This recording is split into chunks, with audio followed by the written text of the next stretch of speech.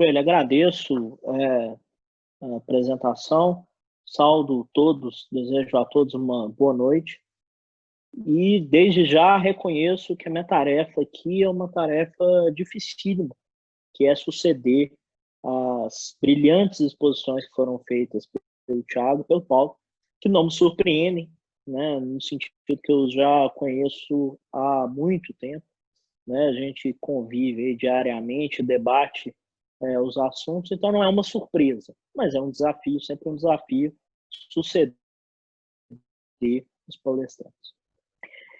Assim como foi abordado no tema pelo Dr. William e pelo Thiago e pelo Paulo mencionado, grande trabalho nosso, né, além de advogar e ter vitórias, mas o trabalho nosso é pensar as matérias e a gente tem um forte trabalho de divulgar, né, os nossos pensamentos, as nossas ideias, para firmar conceitos jurídicos básicos e relevantes para a solução dos conflitos que estão aí no dia a dia.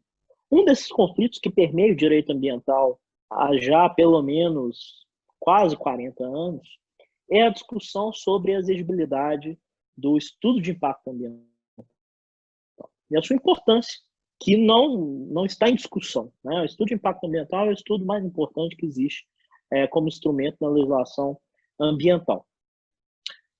Mas a sua exigibilidade ela é ainda problemática.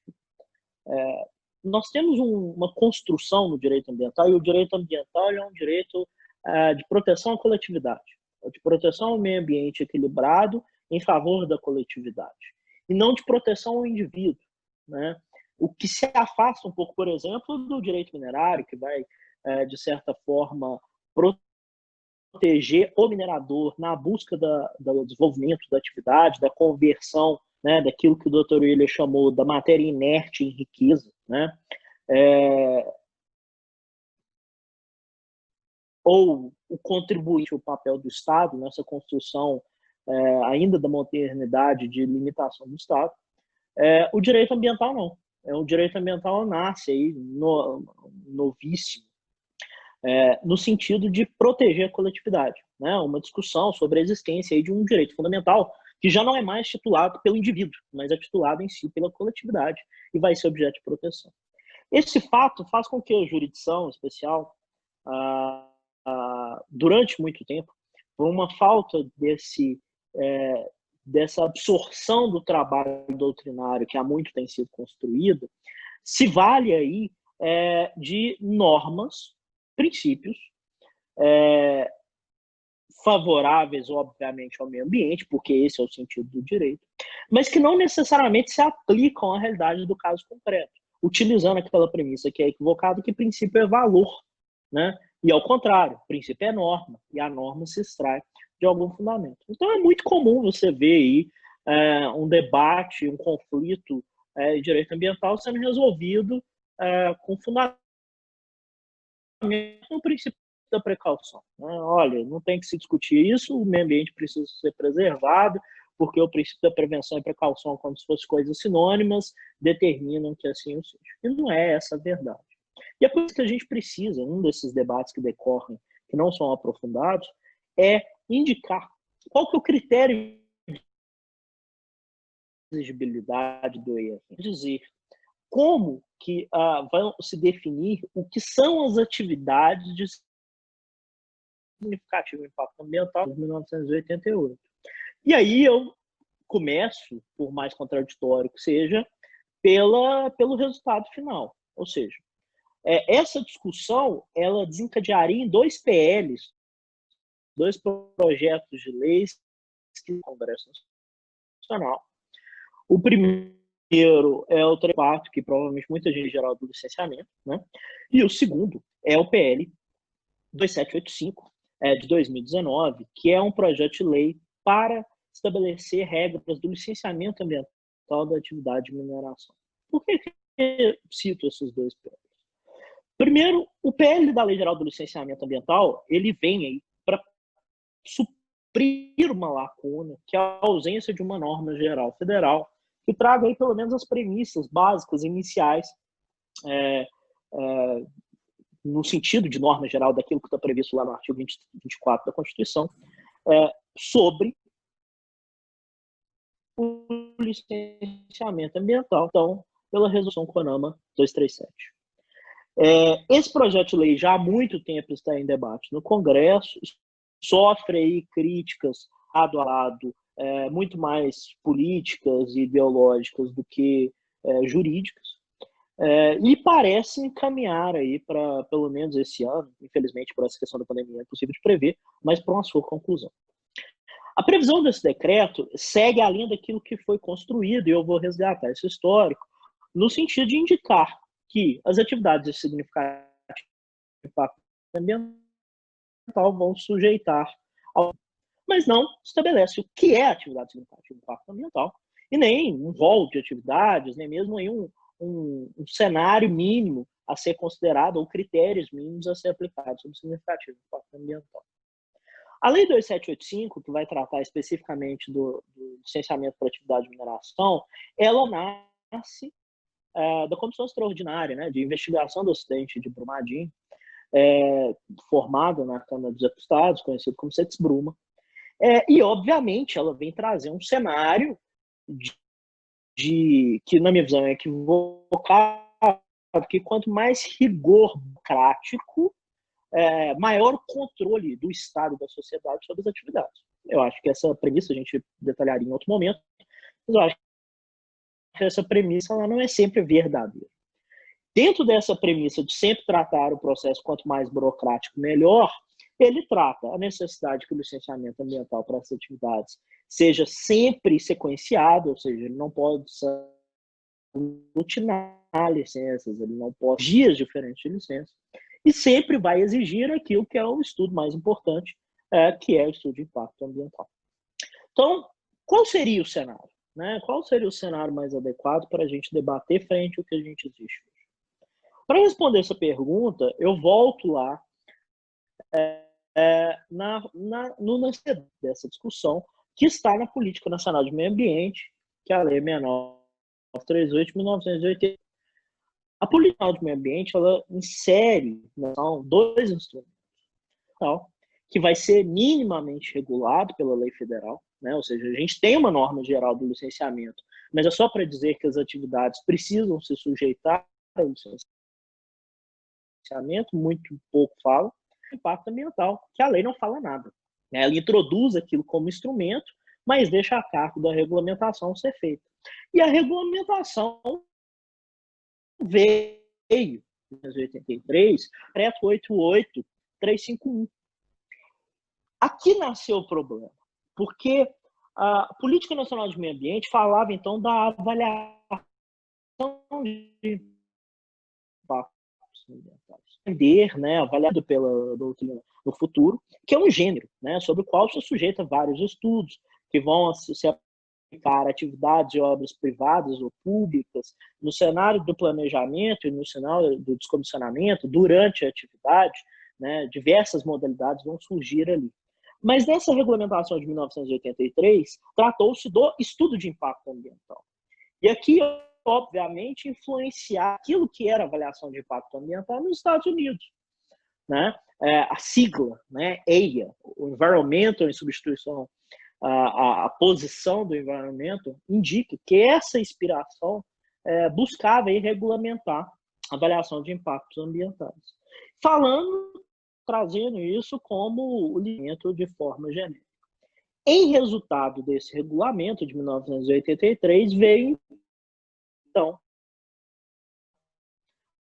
a resolução CONAMA 1, aí sim, das atividades que estariam sujeitas à elaboração desse estudo de impacto ambiental, que estava sendo regulamentado desde lá da Política Nacional de Meio Ambiente. E nesse rol, ele traz que aquelas atividades ali listadas são atividades modificadoras do meio ambiente. A Constituição de 1988, ela, então, inaugura um novo cenário para o EIA-RIMA, no artigo 225, parágrafo 1º, inciso 4º, para exigir, né, o estudo prévio de impacto ambiental para as atividades que sejam consideradas de significativa degradação, obras ou atividades, na forma da lei, né? Esses 3 critérios eles são essenciais para a gente entender o EIA-RIMA, pelo menos o que é o EIA-RIMA, a partir de 1988, a partir da norma constitucional. A primeira coisa é na forma da lei. Não existe lei que dê fundamento a esse dispositivo constitucional. E aí o que eu faço um breve parênteses da teoria constitucional, existe uma discussão que vem lá desde Rui Barbosa sobre a eficácia das normas penais. É uma doutrina que foi muito desenvolvida pelo José Afonso da Silva, né, que traz aquele conceito de eficácia contida, etc., que a gente já ouviu, né, pelo menos leu, estudou em algum momento, mas um conceito que foi substituído, ou melhor, que foi criado, e eventuais normas constitucionais não teriam eficácia. O ministro Barroso, por exemplo, indica que as normas constitucionais, mesmo aquelas que ainda não tiveram a regulamentação pelo legislador ordinário, ela gera eficácia. Ou seja, ela gera, às vezes, por uma inconstitucionalidade por omissão do legislativo, ou seja, uma norma que tem resultado, que vai ser aplicada na realidade concreta, para indicar que o legislativo se omite, né, da definição de algum direito fundamental, algum direito que é previsto na Constituição. Ela tem eficácia, ela produz efeitos na produção normativa, legislativa e, por consequência, na produção normativa. Então, a ausência de lei aqui não pode ser interpretada pela ausência de eficácia do dispositivo constitucional. O dispositivo constitucional ele tem eficácia. E essa eficácia ela vai ser concretizada na realidade dos casos concretos, definindo que o estudo de impacto ambiental, o estudo prévio de impacto ambiental, ele vai ser exigido antes da instalação de atividade ou obra que seja considerada de significativo impacto ambiental. E vai exigir também que a atividade seja de significativo impacto ambiental. Ou seja, não é qualquer atividade degradadora ou poluidora, efetiva potencialmente, que se sujeita à elaboração do estudo, mas só aquela que seja considerada de significativo impacto. Se houvesse a intenção do legislador de exigir, assim como se pensou equivocadamente na regulamentação da Política Nacional de Meio Ambiente, o EIA-RIMA como um instrumento a ser aplicado em todas as atividades, a palavra significativa, obviamente, não estaria ali. Até porque já existia na Constituição, na Política Nacional do Meio Ambiente, a exigência do licenciamento ambiental para atividades potencialmente modificadoras. A partir da Constituição, então, o CONAMA veio a corrigir aquilo que era a indicação da resolução CONAMA de 86, para dizer que as atividades de significativo impacto ambiental vão se sujeitar ao EIA-RIMA, mas sem indicar o que são essas atividades de significativo impacto. Podem as atividades que estão listadas no rol do artigo 2º 01 de 86 serem de significativo impacto ambiental? Não há dúvida. Podem outras atividades que não estão ali também serem consideradas? Também não há dúvida. Mas podem as atividades que estão ali não serem de significativo impacto ambiental? Aqui há mais divergência. Penso que sim. Primeiro porque a resolução CONAMA 01 de 86 traçou as atividades modificadoras. E segundo, que a realidade concreta para uma atividade, das atividades que estão lá, que não tem critério objetivo, podem ser completamente diferentes. Uma atividade de uma ampliação, trazendo aqui para a mineração, né, uma ampliação de uma frente de cava de uma mina já instalada, ela não tem o mesmo grau de impacto, a mesma significância de uma atividade que está sendo instalada de um projeto Greenfield, de um projeto que vai impactar na vegetação nativa, vai causar afugentamenento de fauna, vai alterar a dinâmica de efluentes atmosféricos do local, etc. Né? São outros impactos que vão ser causados quando comparados, por exemplo, a uma atividade que já existe. As duas estão sujeitas ao licenciamento ambiental, as duas estão sujeitas à avaliação de impacto ambiental. Mas não há como dizer que o grau de significância entre as duas atividades seja a mesma. Então, não dá para considerar que aquele rol ele tem algum tipo de presunção. Né? Ele é um rol indicativo, ele é um rol que pode ser utilizado como uma primeira premissa, mas está sujeito a qualquer momento a ser previsto na aplicação da norma, no caso concreto, da norma constitucional. E aí a gente vem, então, a começar a discutir como se definir o que é o significativo impacto ambiental. Quando a gente tem um conceito jurídico indeterminado, em geral, há uma tendência da gente jogar isso ao campo da discricionariedade. Ou seja, a definição sobre a exigência ou não do ERIMA, ela é discricionária do órgão ambiental, e por ser discricionária, o órgão ambiental pode escolher livremente, com base em alguns critérios, se exige ou se não exige. Mas essa interpretação é errada. Na verdade, porque, primeiro, a discricionariedade ela não é do ato, da prática do ato. A discricionariedade é um poder vinculado à administração pública, quando a lei, uma vez que a administração pública está adstrita ao princípio da legalidade, dá opção de escolha em dois justos iguais. Ou seja, a lei oferece duas opções, oferece os critérios, sendo que, a partir daquele momento, a administração pública pode efetivamente escolher. O conceito jurídico indeterminado, ele não está sujeito à escolha do administrador, ele está sujeito à subsunção, à interpretação, a chegar à indicação do que é, na realidade concreta, aquilo que o administrador indicou, ou o legislador ou o constituinte indicou, como o conceito jurídico indeterminado. Ou seja, o que é, na realidade prática, atividade significativa de impacto ambiental. Portanto, a gente vai ter aqui duas teses principais em discussão, e eu já vou caminhando para a conclusão para não tomar o tempo dos debates. A primeira tese é no sentido, segue-se o rol da Resolução CONAMA 01 de 86. Não acredito nessa tese, pelos motivos que aqui expus. A segunda tese é que esse é um conceito jurídico determinado a ser aplicado pelo administrador no caso concreto. Acredito nessa tese. E ela vai se pautar em dizer, no caso concreto, se há o significativo impacto ambiental sujeito ao processo administrativo, no qual o administrado tem a possibilidade de apresentar laudos, e é uma decisão que está sujeita ao controle jurisdicional igualmente. Né?